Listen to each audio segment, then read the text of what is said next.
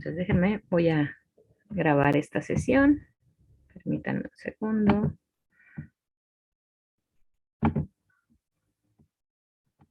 Recording in Ok. progress. Entonces les comentaba, la práctica la podrán entregar hasta el domingo 17 de abril. Así que, bueno, ¿alguna duda que tengan sobre el ejercicio de localización con Seisan? ¿Volvemos a repetir con un evento? ¿O quieren ustedes mostrarme su pantalla si es que tienen algún problema en particular que requiera solución? ¿Algún detalle? ¿Dudas? ¿Preguntas? Yo tengo dos dudas particulares. Ok, José, a ver, adelante. La primera es sobre que cuando usamos Seisan, el modo normal, digamos, Ujú, nos daba un porcentaje de error, una fracción de error. ujú. Cuando usamos Azimuth, también hay un error asociado, pero ¿cómo se pone o cómo se calcula? En general, el que les lanza el programa debe de ser menor a 1, pero cuando usan Azimuth, generalmente el error les marca de 0. Ahora, voy a presentar mi pantalla. Es una muy buena pregunta. Justo aquí tenemos el de Azimuth, del evento que estábamos revisando, y hay un detalle. En este caso me están marcando que está muy bien el error, ay, perdón, el error de localización, visto desde lo que comparábamos en este valor. ¿Se acuerdan? Cuando lo hacíamos con varias estaciones. Entonces, aquí se ve aparentemente muy bien el error, pero hay dos detalles. Una, la profundidad. En realidad aquí la profundidad la está fijando en 20. El evento queda en esta región. No está mal, pero para este evento yo creo que sería, como queda en la zona de trinchera, es que aquí en este mapa no tiene la línea de trinchera, pero queda justo en ese punto, ¿no? En donde, bueno, más que trinchera, en donde se intersectan la placa de Cocos, justo donde inicia la intersección entre la placa de Cocos y la de Norteamérica, que sería toda esta línea. Y ahí las profundidades pues son muy someras, van de los 5 a los 10 kilómetros. Entonces, 20 es un valor que les va a asignar siempre, así que ahí tendríamos que corregirlo. Hay una opción en Seisan donde podemos cambiarle este valor fijándolo. Por ejemplo, yo aquí le voy a poner 10 kilómetros.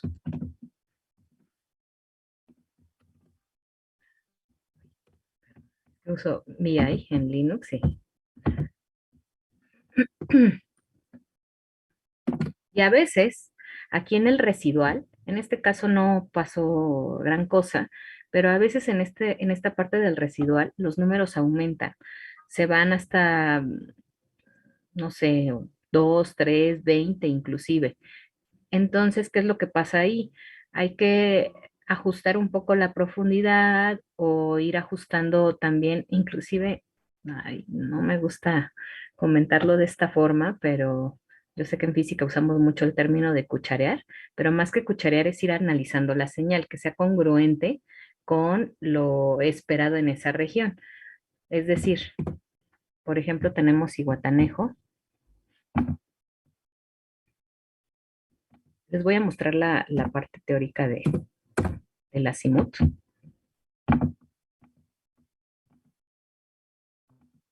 El azimut requiere dos cosas. La diferencia de S menos P, por eso fue necesario volver a picar la P para tener esa diferencia, porque con los nuevos programas no lo lee. Y la siguiente es la polaridad. Entonces, permítanme mostrárselos.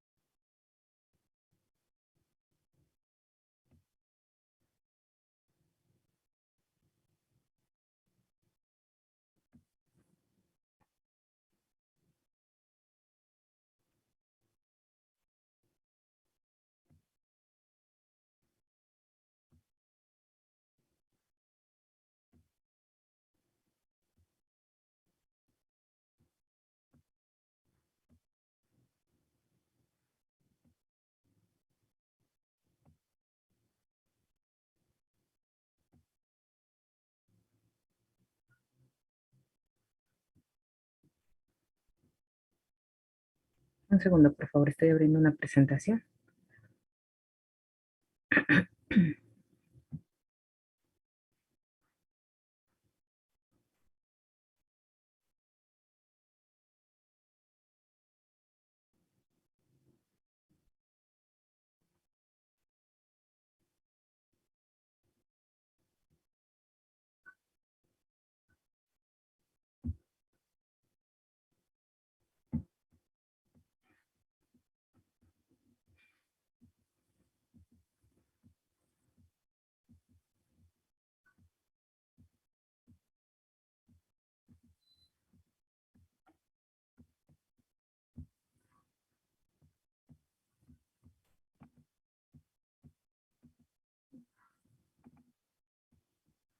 Ok.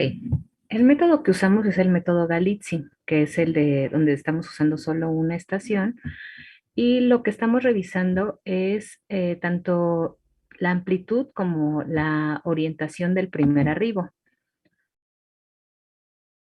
Entonces, ¿qué es lo que hacemos con el programa? Hacemos esta lectura de polaridad que nos va a indicar la dirección de nuestro vector. Por ejemplo, en este caso, tenemos nuestros tres planos. Tenemos el plano norte-sur, este-oeste y el vertical. Entonces, si la polaridad de mi primer arribo en la componente norte-sur es hacia abajo, pues la dirección sería hacia el sur, cosa contraria, el vector apuntaría hacia el norte. En el caso de la componente este-oeste, lo mismo, dependiendo de si va hacia abajo, apuntaría hacia el oeste, si la polaridad es hacia arriba, apuntaría al este. El centro sería la ubicación de mi estación más cercana. Y la componente vertical lo que nos indica es si el vector resultante de estos dos vectores queda en esta dirección hacia abajo o queda en la dirección del cuadrante que va hacia arriba. Dependiendo otra vez, ¿no? De la polaridad. Entonces, esto lo podemos hacer para tener un indicador de hacia dónde está quedando mi sismo. Ahora, ¿cuál es la dimensión de la resultante? Aquí vamos a suponer que es a 45 grados porque para que supiéramos, por ejemplo, el tamaño de cada uno de nuestros vectores, tendríamos que saber la amplitud de de estos primeros arribos. Pero como las señales que estamos trabajando no están corregidas por instrumento, ahorita les hablo un poco de la calibración, entonces suponemos que queda a 45 grados con respecto a mi punto origen, que es la ubicación de la estación. Pero el tamaño de esta resultante, ¿qué es? ¿Qué creen ustedes que sea? ¿Cómo se calcula ese tamaño de esa resultante?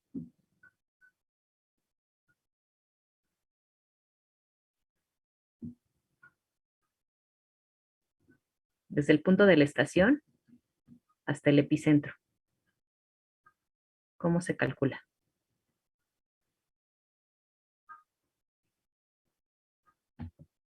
¿Se ubican? Este es el centro, es la estación, y este es el epicentro. Ah, Cuando pues con usted, la suma de vectores nada más, ¿no? pero yo no sé cuánto miden estos vectores, entonces yo sé que es en esta dirección, pero quiero saber cuánto mide de aquí a acá. Otra vez, ubicación de la estación, epicentro. ¿Cómo sé a qué distancia está el epicentro de mi estación? ¿Lo puedo saber? Lo hicieron en la primera parte de la práctica.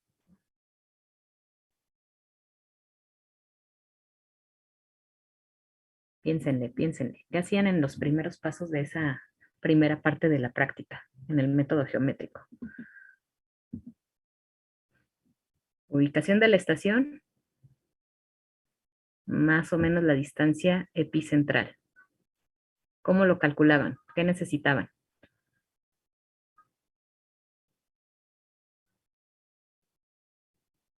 ¿Cómo calculaban este radio? ¿Qué multiplicaban por qué?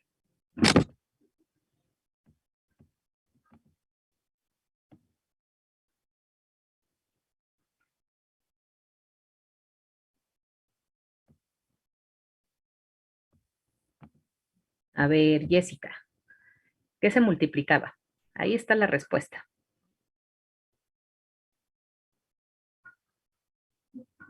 Jessica o José, tú mismo.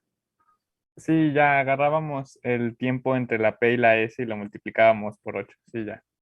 ¿Y qué es lo que hicimos en la con Seiza? Pues fue justo eso. ¿Se acuerdan que cuando Miguel nos dijo, no, es que se tiene que volver a picar la P? Entonces marcábamos dónde estaba la P, marcábamos dónde estaba la S. Aquí lo tenemos. Teníamos esta marca de la P, de la S. Seiza lo multiplica por el valor de promedio del viaje de las velocidades, que nosotros lo hacíamos con el 8, y obteníamos la distancia epicentral. Entonces, tenemos nuestra estación, ¿no? Ay, perdón. Tenemos nuestra estación, supongamos que esta es la más cercana, porque siempre van a trabajar azimut con la estación más cercana. Entonces, tengo esta diferencia que ya la sacó el programa por mí. Entonces, voy a trazar una circunferencia, pero yo no sé, o sea, en cualquiera de estos puntos puede estar mi epicentro, porque como no tengo las otras estaciones, yo solo sé que queda alrededor de esa estación. Entonces, ¿cómo sé yo hacia dónde está ubicado el epicentro? Bueno, supongamos que aquí voy a trazar mis cuadrantes. Tengo estos dos planos, el norte-sur, el este-oeste, y entonces identifico, ¿no? Si, por ejemplo, la polaridad de en este caso, aquí necesito las tres componentes, pero aquí esta va no sé ni de cuál es, por ejemplo, con el evento que estamos trabajando.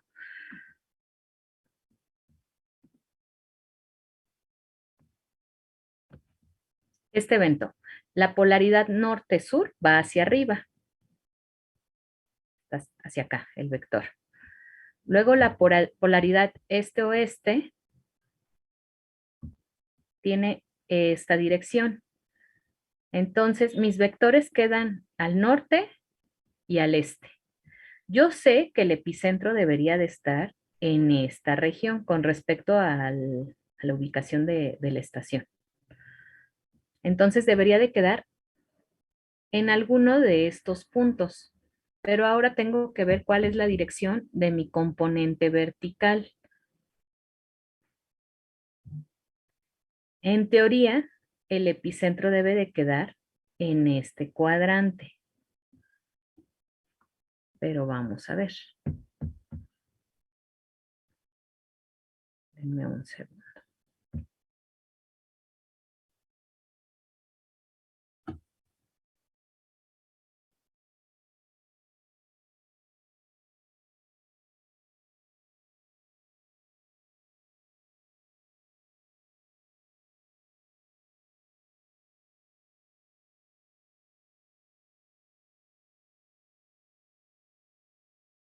Ok. Entonces, en un mapa, lo que ustedes harán para este reporte del Azimut será lo siguiente. Van a crear su mapa.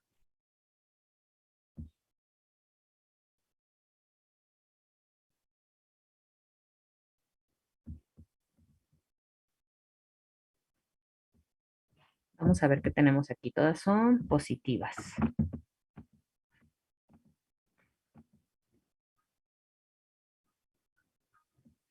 Todas son positivas. Esta estación es la de Zihuatanejo. Vamos a ponerle aquí una marquita en Zihuatanejo.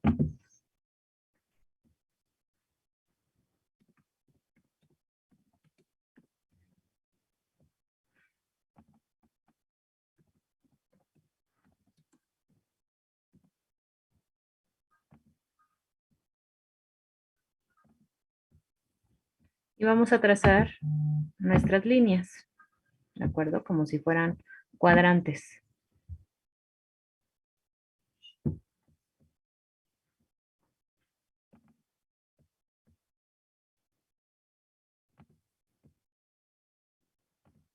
Después trazamos otra línea.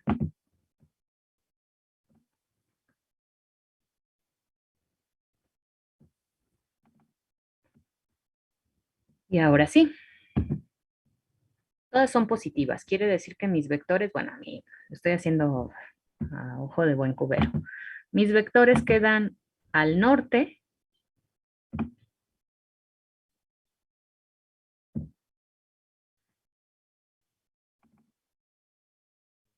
La cuarta línea, si quiero le cambio el color.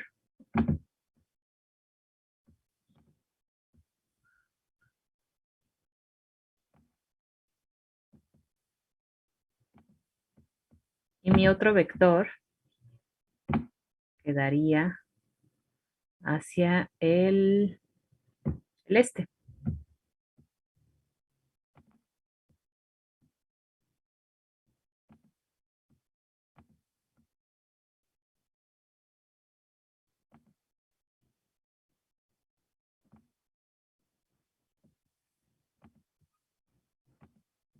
Ahora, ¿qué me hace falta hacer?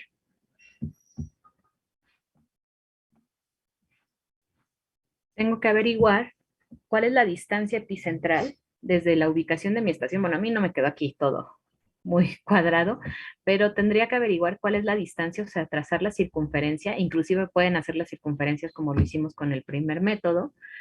Y yo sé que debe de quedar más o menos a esta distancia con respecto, por ejemplo, en este caso, si ustedes se salen en la información que viene de Seisan, hasta abajo, les indica cuál es la distancia entre la estación y el epicentro. Claro, esta es la calculada por el programa, pero ustedes la pueden calcular solo viendo la diferencia de S menos P y multiplicándolo por 8. Entonces, bueno, en este caso el programa dice que son 105, así que aquí está la regleta.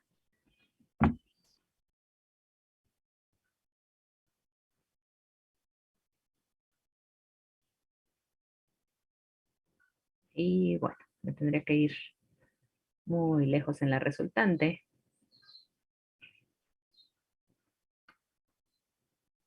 Ahí. Entonces, aproximadamente a esta distancia debe de quedar mi epicentro. Ahora, hay casos como este, donde, a ver, es que déjenme ver, porque aquí tenemos un problema. En realidad el sismo está quedando en esta región. Así que déjenme ver este detalle con este evento.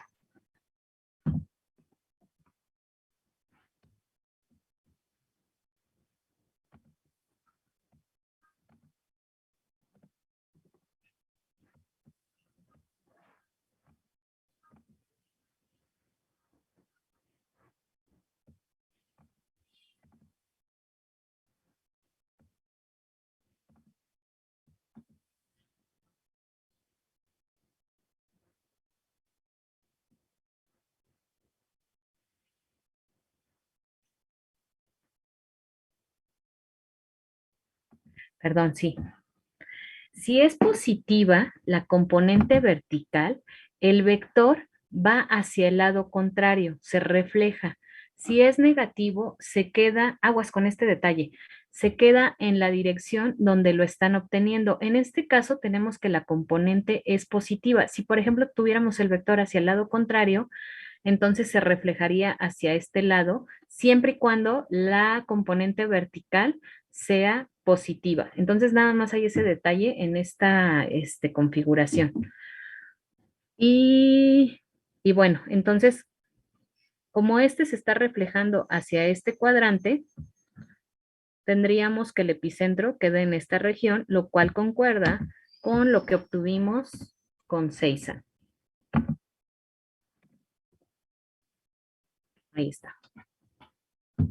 Entonces, bueno, ustedes van a hacer lo mismo con su evento y su compañero me preguntaba por el error. En el caso de Azimuth se miden varias cosas para obtener el error. Uno es esto, que sea congruente con lo que obtenemos teóricamente. Si no, bueno, ya ahí tendríamos un error asociado a la localización.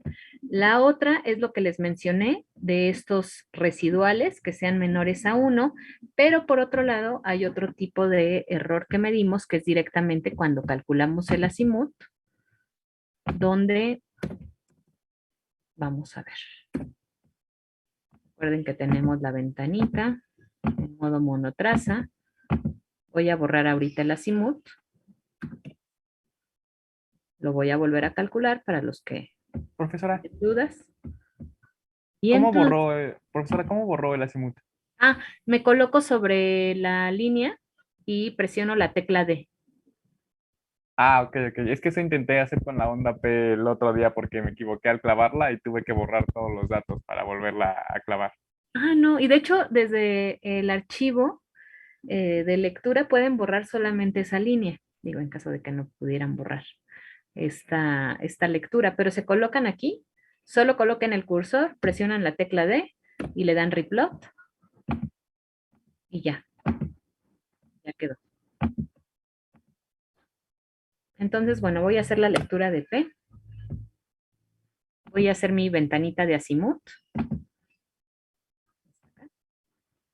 y aquí, este valor que está saliendo debe de ser menor o igual a 1. Si es menor, quiere decir que está muy bien su lectura, su ventana que están señalando para hacer el azimut. Recuerden que algo que lee Seisan son las polaridades de estos primeros arribos. Entonces es importante que cuando hacen su lectura de azimut, por ejemplo en este caso se coloquen hacia arriba y presionen el 2 para que estén señalando el azimut. Puede quedar en la misma línea, donde picaron la P. No hay ningún problema. Se salen y bueno, ya hacen su lectura. Entonces, esos serían los valores de errores que podemos leer. Unos están asociados al cálculo con respecto a la localización, otros con respecto a la ventanita simutal, y el otro con respecto, ese ya lo harían ustedes a mano con respecto a la localización que obtuvieron manualmente con respecto a la del programa, inclusive con más estaciones. Ahora, aguas, como les decía, no se escucharen los datos. Si estos eventos, por ejemplo, donde ustedes sí tienen más estaciones, ¿en cuál deben de confiar? En la que tiene más estaciones. ¿Por qué? Porque con una sola estación se corre el riesgo de que lo que estamos viendo en un primer arribo, pues venga con ruido, o venga atenuado, o inclusive que el primer sensor que se leyó sea algún acelerómetro o que haya algún daño en el sensor y que lo que estamos viendo en ese primer arribo no sea congruente con lo que vemos con la ubicación gracias al uso de varias estaciones. Entonces, ¿en qué van a confiar más? Pues cuando tienen más estaciones. ¿Por qué en el sismológico? O sea, la verdad es que diariamente tenemos muchos más de un evento. Llegamos a tener hasta en un día hasta 100 eventos registrados. El detalle es que muchos de ellos no se reportan porque solo se ven en una estación. Entonces, ¿se podría hacer cálculo con Azimut? Sí, no es tan confiable y corremos el riesgo de reportar errores. Entonces, ¿cuándo se usa Azimut, por ejemplo, en el servicio? Cuando son eventos locales, por ejemplo, en la Ciudad de México que se percibieron o en algún otro lugar, en alguna otra ciudad donde se vio en una estación, pero sí se percibió. Y entonces, y es ahí cuando bueno, se decide si hacer la localización. Pero pues diariamente, como les reitero, ¿no? Inclusive hay eventos que la gente los llega a percibir, pero el mismo sensor está tan lejos que no lo llegó a registrar. Entonces que ni siquiera con una estación se puede hacer esa localización. Así que el método azimutal es bueno, pero no es tan confiable porque justo eso solamente se está usando una estación. Y bueno, tenías otra pregunta, ¿verdad, José? Sí, la segunda es, pues ya hice mi método de Dextra y mi método a mano para los documentos que nos dieron, Ujú. para los sismogramas que nos dieron. Y la pregunta es, ya como también ya lo hice en Seisan, ¿cuánto debería ser la diferencia entre la mano y Seisan? O sea, ¿cuánto es lo aceptable? Porque sí me quedó algo lejos. No, bueno, es que a mano, bueno, para empezar, estos sismogramas en papel no están tan bien escalados. Este, pero les puede variar hasta varios kilómetros, hasta 20 kilómetros, por ejemplo, que es mucho. Ah, ok, sí, entonces mejor lo vuelvo a hacer porque me tocó como de 100 kilómetros la diferencia entre las localizaciones. Ok, sí, mejor revísalo. 50 kilómetros, digo, por el uso de la localización a ojo. Pero sí, más de 50 sí, yo creo que imagínate, de acuerdo al mapa que les puse aquí, hasta acá son 100 kilómetros. Ya prácticamente es la mitad del estado de Guerrero. Entonces, 20 kilómetros, aceptable, tal vez. Híjole, 50, más o menos. Pero 20 por esa comparación, ¿no? Entre hacerlo en papel y hacerlo con la computadora. Pero lo Ok, ideal es ok, que muchas sean menos gracias. de 20. Ujú. ¿Los demás, alguna pregunta? Hay alguien en el chat.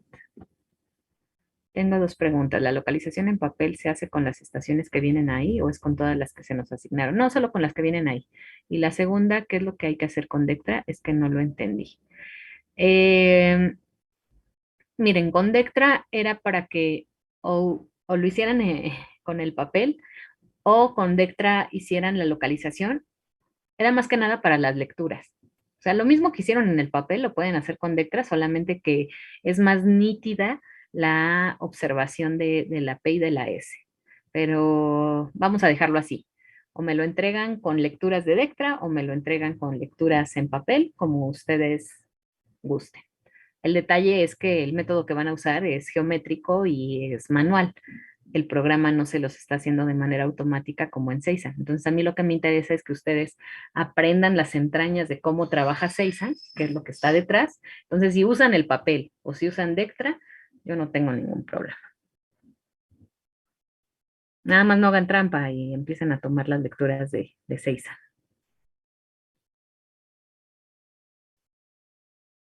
Y ya. Sí, sí. Sí, o sea, más que nada es que vean la caja negra de lo que hay detrás de Seiza. Entonces, al final, tanto en papel, bueno, en papel se les dificulta porque tienen uno que imprimir la hoja o hacerlo en la pantalla y estar midiendo. Y con Dectra, pues es mucho más fácil hacer la lectura de PIDS, lo meten a su Excel y bueno, ya obtienen la localización. Ahora, en Dectra van a usar las señales de Seisan, entonces van a poder comparar lo que obtienen con Dectra con el método de las circunferencias con lo que obtuvieron con Seisan y bueno, e inclusive con Azimuth, que es el mismo evento. En el de papel me parece que sí eran eventos diferentes, pero lo teníamos que hacer así, para que ustedes vayan viendo el paso a paso de cómo se realizan las localizaciones. Y ya, no sé si tienen alguna otra pregunta,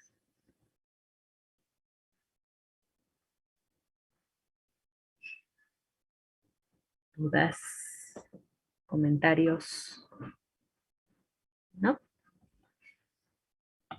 Ok, chicos. Pues bueno, cualquier duda, pregunta que tengan, nos vamos a ver la próxima semana, el viernes. Vamos a empezar un tema nuevo, que es el tema de magnitud, bueno, la diferencia entre magnitud e intensidad. Entonces sería la siguiente práctica que vamos a realizar, la práctica número 3. Y seguiremos usando estos datos. Obtener la magnitud para estos eventos será relativamente sencillo, pero si es un tema un poquito extenso, entonces, pues ya estamos a punto ya estamos a la mitad, de hecho, de los temas y ya se viene lo interesante en la sismología. Espero que les haya quedado claro. Cualquier duda, pregunta, bueno, si no, pues las revisamos otra vez la próxima semana. Se queda grabada esta sesión, se la subo a la plataforma del Classroom. Y pues si ya no hay más preguntas, entonces nos vemos la próxima clase. Sí, adelante, Yandre.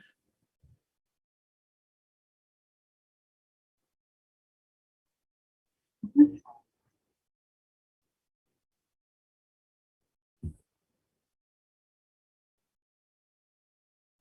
ujú.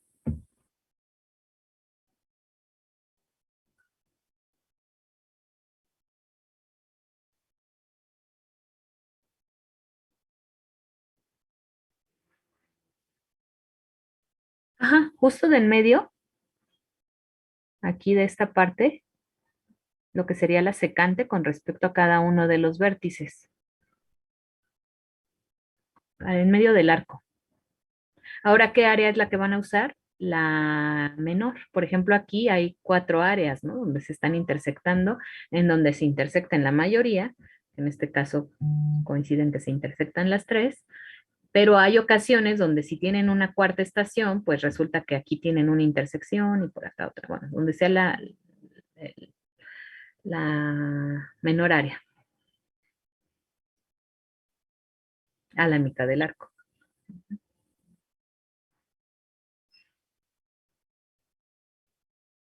¿Alguna otra pregunta?